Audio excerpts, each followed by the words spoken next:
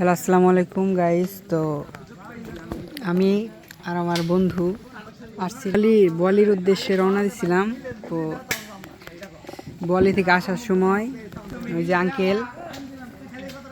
আঙ্কেলের দোকান এখানেই, বলি থেকে কিছু দূর পূর্ব দিকে এই যে সিঙ্গারা শাহাবুদ্দি মার্কেট, এই পেঁয়াজি বিক্রি হয়। তারপর সিঙ্গারা আছে, আরও অনেকে নিমটি আছে, আমরাও কিনছিলাম।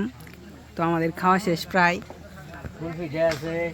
হ, পুরি বিক্রি হয়। এই যে আপনারা বিকেলে আসবেন, বিকেলে 5টার দিকে আসলে পাবেন।